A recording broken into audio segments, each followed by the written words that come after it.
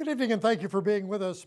Finance Minister Rod Phillips has delivered his fall economic statement to the province of Ontario, and it contains mainly good news. Phillips is forecasting a deficit of $9 billion, $1.3 billion lower than what was projected in the spring, and he says the Ford government is also planning to boost spending by an additional $1.3 billion. Colin DeMello has more. Thank you, Mr. Speaker. I move. With a new finance minister at the helm, the Ford government tried to put on a fresh face. This is our balanced approach, putting more money into people's pockets, investing in vital public services, and delivering on our plan to balance the budget by 2023. The fall economic statement does very little to rock the boat. It adds $1.3 billion in new spending, including an additional $68 million for hospitals to deal with overcrowding in hallway healthcare and an additional $64 million to support elementary and secondary education programs. The province will also cut the tax rate for small businesses from 3.5% to 3.2%, which could help save the average small business $1,200 a year. But while the government is touting the new investment, what is perhaps most glaring in this document is how much the government had to spend in order to reverse deeply unpopular cuts. The Progressive Conservatives had to dip into the Queen's Park contingency budget, spending over $500 million to reverse cuts to public health, childcare, and the autism program. You know, we listened to Ontarians. We listened to what they thought was working well in the plan that we had, and we listened as well to the concerns that they had. So you can expect that this is a government that is going to listen and continue to listen. But the government is being criticized for not listening when it comes to the majority of its budget cuts. And this fall economic statement makes it perfectly clear that this is a government that has no plan to reverse these deep cuts. The Progressive Conservatives are not backing down on billions of dollars in spending cuts, affecting everything from the Attorney General's office to the environment and municipalities. People are still going to see their services cut. Families are still going to have a hard time getting, the quality of education and the quality of health care that they deserve. The finance minister says they will incrementally get back to balance by 2023. The deficit is now projected to drop by $1.3 billion, now down to $9 billion. Much of that, the government says, is because of a better economy, more jobs, which means better tax revenues. Thank you. This is the Ford government's attempt at a reset. Only time will tell if it'll actually work.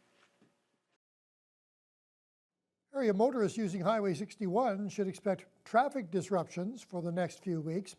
They come as a result of damage to the CN overpass that was discovered on Monday. It's believed that damage occurred when an overheight vehicle slammed into the underside of the overpass, causing some structural damage. The OPP continue to investigate the incident. The MTO has placed the traffic signals at the nearby Wall Street and Broadway Avenue intersections in flash mode. Flagging operations are also underway at the overpass itself. The ministry says the safety of the traveling public and construction crews are their primary objective while repair work is underway. They also advise that periodic short-term full closures could be expected. And they are asking motorists to obey all traffic laws and to exercise patience while traveling through the affected area. A Thunder Bay biomedical firm has unveiled a new product which could save hundreds of diabetics from leg amputations and create dozens of jobs in the process. RegenMed is working with partners in Halifax to produce a form of human skin which can be used to heal major wounds. Jonathan Wilson has that story. So this is a big day for RegenMed. We are launching DermGen, which is Canada's first acellular dermal matrix. This healing material is the end result of a process which takes human skin from cadavers and removes cellular components to create a clean dermal matrix the body won't reject. It's then placed on wounds to create a type of biological scaffold which accelerates healing. RegenMed's David Stazenko says their goal is to help diabetics with foot ulcers who often are facing leg amputations below the knee. Our focus is going to be on chronic wound care, diabetic foot ulcers, venous ulcers, pressure wounds. And in the early studies, when we were able to treat patients whose diabetic foot ulcers wouldn't close using Canada's current standard of care, we had incredible results with DermGen. Each year, roughly 2,300 people in Ontario require those types of amputations, with a higher percentage of those occurring in northern First Nations. Stazenko says recent testing of DermGen shows that number can be greatly reduced.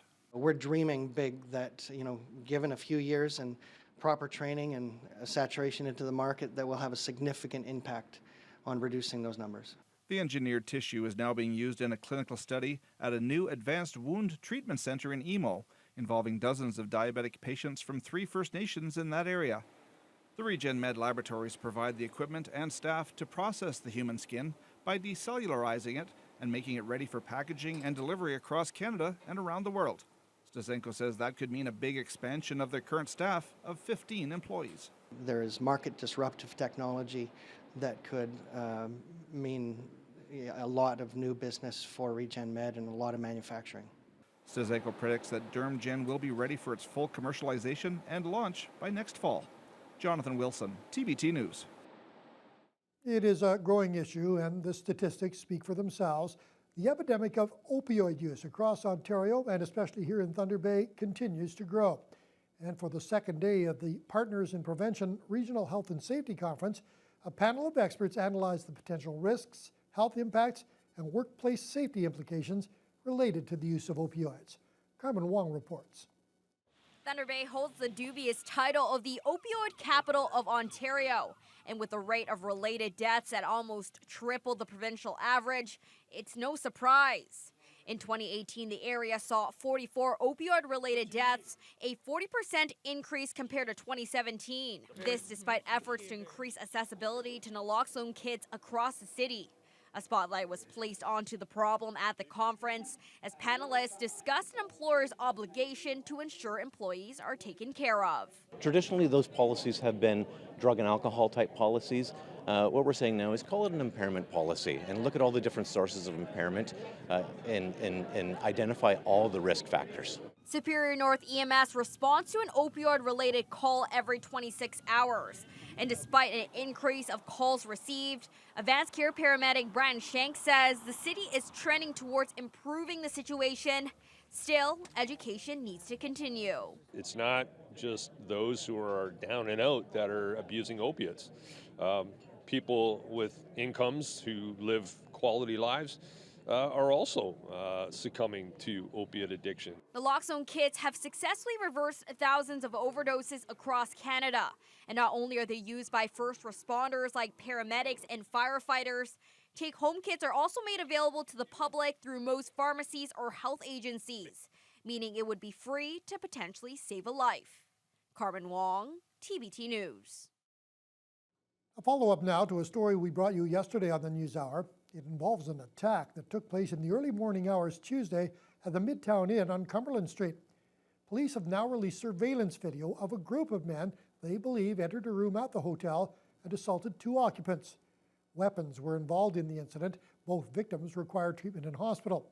Police say they believe it was a targeted attack, and they're asking for anyone with information on the identity of the men shown in this video to contact them.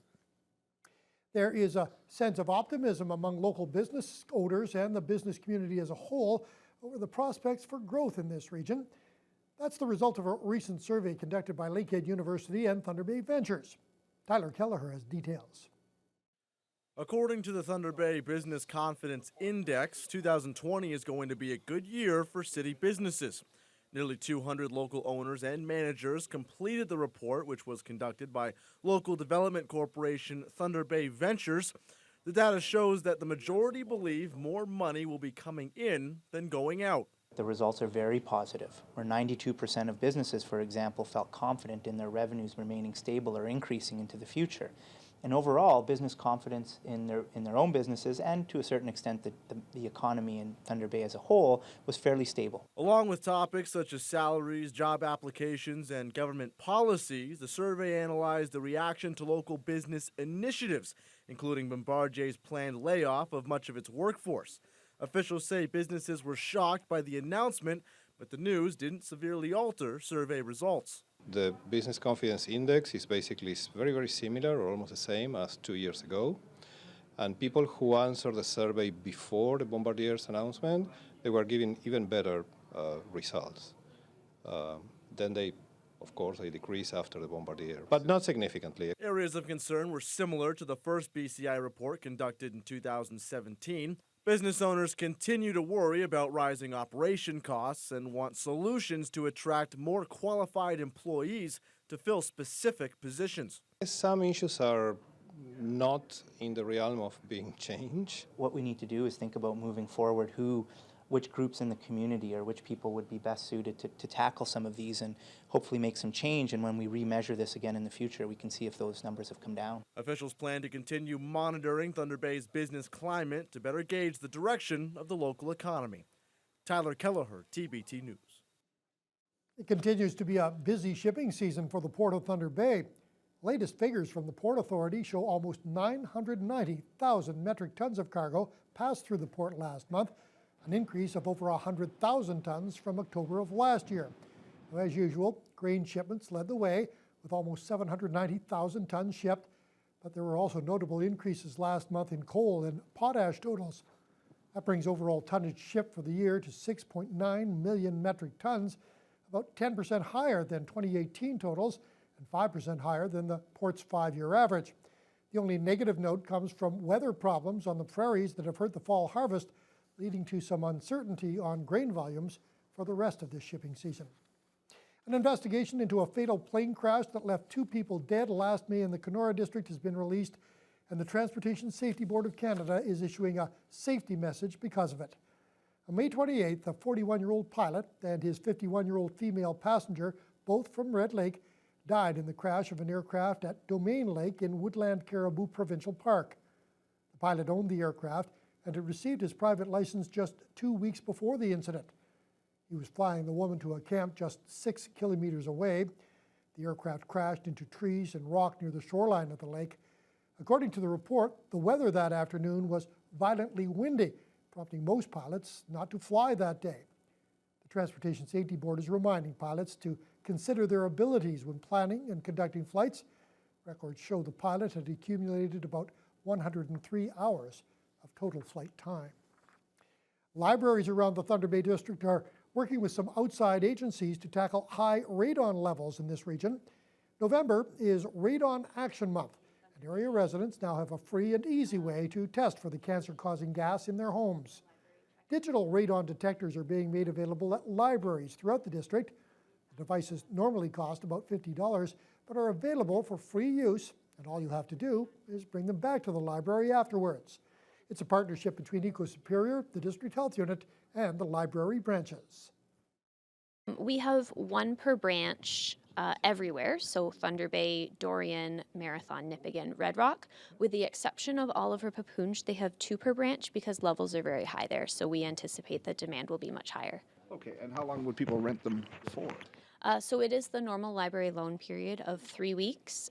We recommend that people have the test running for 1 to 3 weeks. Our concern is that if there are high levels of radon in the home and people are smoking in the home, that increases their risk for lung cancer. So we hope that people will take advantage of these test kits, and then if they're concerned, go with the longer term test kits to confirm and then take steps to mitigate their radon risk in their home. The availability of the free radon detectors is also supported by Health Canada.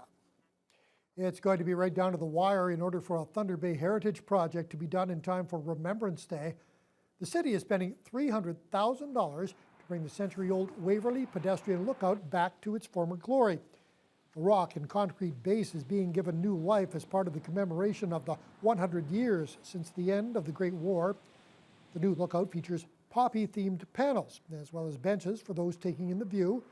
City officials had originally hoped to have it completed by September, but after several unforeseen delays, it's now expected to wrap up and be open to the public this weekend and on Remembrance Day Monday.